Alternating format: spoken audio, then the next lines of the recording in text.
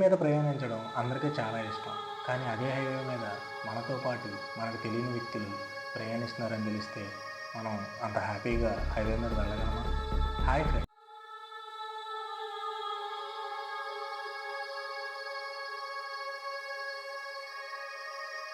ఎలా ఉన్నారు? వంశీ ఒక సాఫ్ట్వేర్ ఇంజనీర్ హైదరాబాద్లో జాబ్ చేసుకుంటూ ఉండేవాడు. అయితే వంశీకి అర్జెంటుగా విజయవాడ వెళ్ళవలసిన పని వచ్చింది.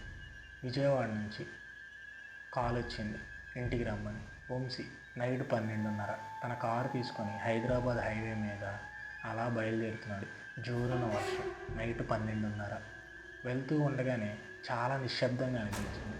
అయితే వంశీ తన కారులో ఉన్న రేడియో ఆన్ చేసి పాటలు విందాం అనుకున్నాడు. రేడియో ఆన్ చేశాడు.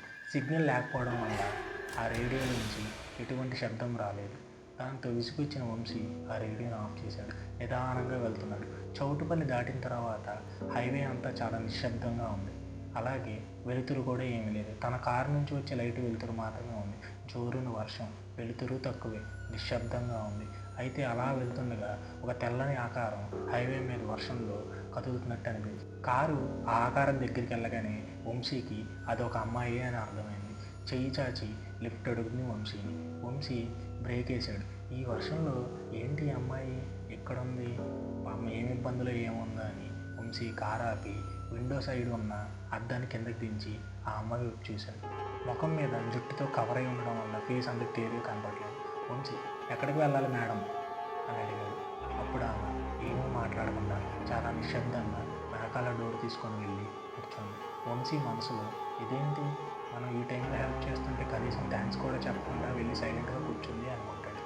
కానీ నిదానంగా వంశీ కార్ తీస్తాడు. సైలెంట్గా వెళ్తూ ఉంటాడు. తన రియర్ వ్యూ మిర్రర్ని ఆ అమ్మాయి వైపు సెట్ చేసి వంశీ ఆ అమ్మాయిని చూస్తా మేడం ఎక్కడికి వెళ్ళాలి అంటాడు. అప్పటిదాకా నిశ్శబ్దంగా ఉంటాను. చాలా స్లోగా నేనా కొంచెం ముందుకు వెళ్ళాలి, కొంచెం ముందుకు వెళ్ళాలి, వెళ్ళండి వెళ్ళండి అంటుంది. అయితే వంశీ ఆ గొంతు విని కొంచెం భయపడతాడు. వెన్నులో వణుకు పుడుతుంది. ఇదేంటి, ఏం వాయిస్ ఇలా ఉందనుకుంటానే నిదానంగా ముందుకు వెళ్తాడు. కొంచెం దూరం వెళ్ళాక వంశీకి అద్దం నుంచి ఆమె జుట్టు సరి చేసుకుంటా కనపడుతుంది. అయితే అలా చూస్తూ ఉండగా తన కళ్ళు లేవు. కళ్ళ ప్లేస్లో నల్లని గుంటలు ఉన్నాయి. వంశీకి భయం వేసి కారు సడన్గా ఆపుతాడు. వెనక్కి తిరిగి చూస్తాడు వంశీ. ఏంటి అని చూస్తే అక్కడ ఎవ్వరూ ఉండరు. సీటు మాత్రం తడిచి ఉంటుంది. ఒక దండ ఉంటుంది, మల్లెపూల దండ. వంశీకి భయం వేస్తుంది. కారు స్పీడ్గా తోలుకుంటూ ముందుకు వెళ్తూ ఉంటాడు. కానీ కారులోంచి ఆ మల్లెపూల దండల నుంచి కుళ్ళిపోయిన వాసన వస్తూ ఉంటుంది. అద్దాలు దించుదామని చూస్తే విండోస్ దించే బటన్ స్టక్ అయిపోయింది. వంశీకి ఇంకా భయం వేసింది. ఎంత స్పీడ్గా కుదిరితే అంత స్పీడ్గా ముందుకు సాగాడు. కొంచెం దూరం వెళ్ళాక నరసరావుపేటలో తను ఒక డాబా దగ్గర ఆగుతాడు. చాలా కంగారుగా ముందుకు పరిగెత్తుకుంటూ వెళ్తాడు. ఇంతలోంచి డాబా ఓనర్ బయటకు వచ్చి, ఏ బాబు ఏమైంది అంత కంగారుగా ఉన్నావు అంటాడు. వంశీ భయంగా అది అది ఏమైందంటే, నేను ఇలా హైవే మీద వస్తుంటే ఒక అమ్మాయి కారులో ఎక్కింది. ఆ అమ్మాయికి కళ్ళు లేవు. నేను వెంటనే చూసేపాటికి ఆ అమ్మాయి కారులోనే లేదు. నాకు చాలా భయంగా ఉంది అని చెప్తాడు. ఓనర్ కంగారు పడక ఆగు ఏం కాదు అని మంచినీళ్ళు ఇచ్చి మంచినీళ్ళు తాగించి కుర్చీలో కూర్చోబెడతాడు. ఆ అబ్బాయికి అప్పటికీ కంగారు ఆగదు. ఒక 10 నిమిషాల తర్వాత నిశ్శబ్దంగా ఉన్నప్పుడు ఓనర్లో చెప్తాడు, ఏం కంగారు పడక బాబు, 10 ఏళ్ల క్రితం ఇక్కడ ఒక అమ్మాయి హైవే మీద యాక్సిడెంట్ అయి చనిపోయింది. అందుకే ఎవరు వెళ్తున్న కారులో అలాగే అనిపిస్తూ ఉంటుంది. మేబీ ఆ అమ్మాయి నీకు పరిచయం ఉందేమో, నీకు అలా కనపడిందేమో అంటాడు. వంశీ భయపడుతూ అవునా, ఏం జరిగింది అప్పుడు అంటాడు. ఇక్కడ ఒక సాఫ్ట్వేర్ కంపెనీ ఉండేది. ఆ కంపెనీలో స్మిత అని ఒక అమ్మాయి పనిచేసేది. అయితే స్మిత నైట్ షిఫ్ట్ కావడంతో రోజు 2-3 బయటకు వచ్చేది. ఆకతాయి కుర్రోళ్ళు ఆ అమ్మాయిని వేధిస్తూ ఉండేవాళ్ళు. ఒకరోజు కంగారులో ఆ అమ్మాయి భయపడతా స్పీడ్గా వెళ్తుంటే ఒక లారీ గుద్ది చనిపోయింది. అప్పటి నుంచి ఆ అమ్మాయి అక్కడే దెయ్యమై హైవే మీద తిరుగుతుంది. అందుకనే ఇటు నుంచి ఎవరు వెళ్తున్నా వాళ్ళకి అలా అనిపిస్తుంది. వంశీ ఇదంతా విని నిదానంగా కారు తీసుకొని బయలుదేరడం స్టార్ట్ చేశాడు. వంశీ ఎంత ట్రై చేసినా ఈ ఆలోచనలు మనసులోంచి పోవట్లేదు. వంశీ చేసిన ఒక తప్పు, కారులోంచి ఆ మల్లెపూల దండ తీసి కింద పడేయకపోవడం. వంశీ అలా ఇంటికి వెళ్తాడు. ఇంట్లో వాళ్ళ అమ్మా నాన్నని పలకరిస్తాడు. కానీ దిగాలుగా ఉన్న వంశీని చూసి వాళ్ళ అమ్మ బాబు ఏమైంది అని అడుగుతాడు. వంశీ ఏమీ చెప్పడు. ఎందుకంటే తల్లిదండ్రులు కదా, కంగారు పడతారు. కానీ వంశీ ఆ రోజు నైటు ప్రశాంతంగా నిద్రపోడు. పొద్దున్నే లెగస్తాడు. చిన్న చిన్న పనులు ఉంటే వాళ్ళ అమ్మ చెప్పినవి చేసుకొని మళ్ళీ హైదరాబాద్ వెళ్ళడానికి రెడీ అవుతాడు. లోపల వంశీకి కారు ఒకసారి క్లీన్ చేసుకుందాం అనుకుంటాడు. అనుకుంటూనే వంశీ కారు క్లీన్ చేద్దామని కారు ఓపెన్ చేసి ఆ మల్లెపూల దండని తీసి అక్కడే ఉన్న పెరట్లో పడేసి కారు క్లీన్ చేసుకుంటాడు. అలా పెరట్లో మల్లెపూల దండ పడేశాక వంశీ చాలా దీర్ఘాలను చెందుతూ నైట్ జరిగిన అదే విషయాన్ని గురించి తలుచుకుంటా వెళ్ళి సోఫాలో కూర్చుంటాడు. వంశీ చాలా బాధగా ఉండడం వాళ్ళ అమ్మ గమనిస్తుంది. అదే టైంలో ఇల్లంతా ఏదో తెలియని వాసన. ఏంటా అని చూస్తే కుళ్ళిపోయిన మల్లెపూల దండ వాసన. వంశీకి ఆలోచనలో ఉండడం వల్ల ఆ వాసన ఏమి రాదు. కానీ వాళ్ళ అమ్మ వంశీని పిలిచి, ఎరా వంశీ, ఏంటి వాసన, కుళ్ళిపోయిన మల్లెపూల దండ వాసన వస్తుందంటే వంశీ ఏదో ధ్యాసలో ఉండి, ఏమోమా నాకేం తెలియడంలా, నాకు కొంచెం చిరాగ్గా ఉంది, నన్ను కొద్దిసేపు ఏమీ విసిగించకుండా అని చెప్పి వెళ్ళి కూర్చుంటాడు. కానీ వాళ్ళ అమ్మ ఈ పట్టించుకోకుండా ఉండలేక చాలాసేపు వెతుకుతుంది, ఎక్కడి నుంచి వాసన ఏంటా అని. కానీ ఎప్పటికీ కనపడలేదు. కాసేపటి తర్వాత వంశీ ఇల్లు బెడ్రూమ్లో నిశ్శబ్దంగా పడుకుంటాడు. వాళ్ళ అమ్మ ఇల్లంతా శుభ్రం చేసుకుంటూ ఉంటుంది. నైట్ 9-10 అవుతుంది. వంశీ భోజనానికి రమ్మని వాళ్ళ అమ్మ పిలుస్తుంది. వంశీ, లేదమ్మా నాకు ఆకలిగా లేదు, ప్లీజ్ నన్ను విసిగించు, రేపొద్దున నేను హైదరాబాద్ వెళ్ళిపోవాలి అని అంటాడు. వంశీ వాళ్ళ అమ్మ కూడా వీడేంటి ఇలా బిహేవ్ చేస్తున్నాడు అనుకుంటా పడుకుంటుంది వెళ్ళి. వంశీ వాళ్ళ అమ్మ వాళ్ళ నాన్న వేరు బెడ్రూమ్లో పడుకుంటారు.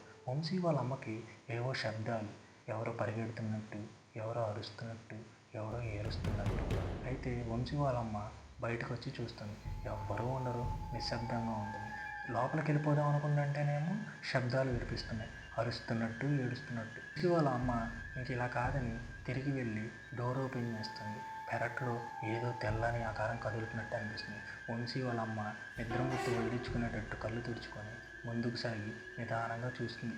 ఏమిటి ఈ పెరట్లో అన్నట్టు ఏమీ ఉండదు.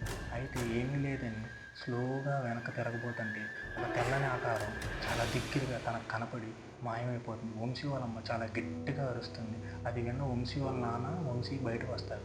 ఏమిన్నావా అలా అరిచావంటే, అది ఇక్కడ ఒక అమ్మాయి కనపడిందిరా అంటుంది.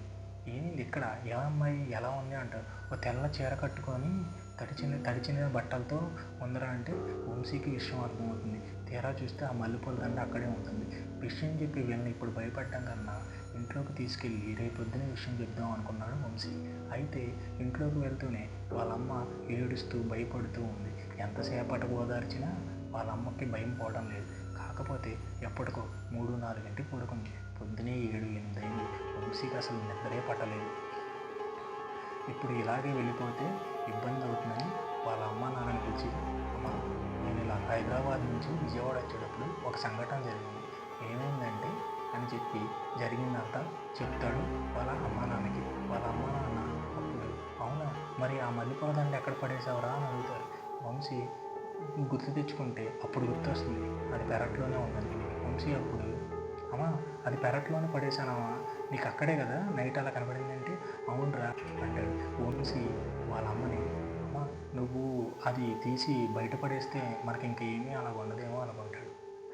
తీసి బయటపడేస్తారు ఇంటికి చాలా దూరంగా. వంశీ ఒక 4 రోజులు ఇంట్లోనే ఉండి అప్పుడు వెళ్దాం ఒకటి, ఎందుకంటే నిన్న రాత్రి ఇలా జరిగింది కదా, వెళ్ళాక మళ్ళీ ఇలాగే జరిగితే అని వంశీ అదే ఇంట్లో ఉంటాడు.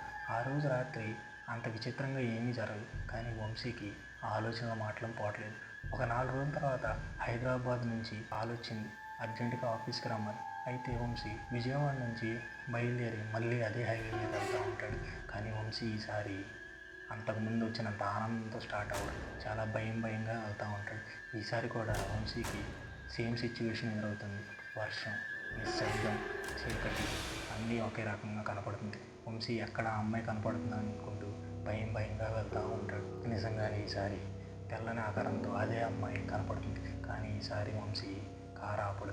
అయితే కొంచెం దూరం ప్రయాణించగా వంశీ స్పీడ్గా వెళ్తుంటే వంశీ కారు ఎదురుగా ఒక అమ్మాయి, అదే ఆ చనిపోయిన అమ్మాయి ఉంటున్నట్టు వంశీ బ్రేక్ సడన్గా వేయడంతో ఆ అమ్మాయిని గుద్దేసినట్టు అనిపిస్తుంది.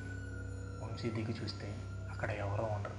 వంశీ భయంగా కారు తీసుకొని హైదరాబాద్ వెళ్ళిపోతాడు. ఆఫీస్లో ఉన్న పనులన్నీ చూసుకొని ఒక 4 రోజులు లీవ్ పెట్టేసి రూమ్లో ఇదే తలుచుకుంటూ భయపడుతూ ఉంటాడు. సో ఫ్రెండ్స్, మీరు కూడా ఎప్పుడైనా హైవే మీద వెళ్ళేటప్పుడు ఎవరైనా బండి ఆపితే ఆపకండి. Be careful. నెక్స్ట్ ఇలాంటి కథలతో మేము ముందుకు వస్తాను. బాయ్.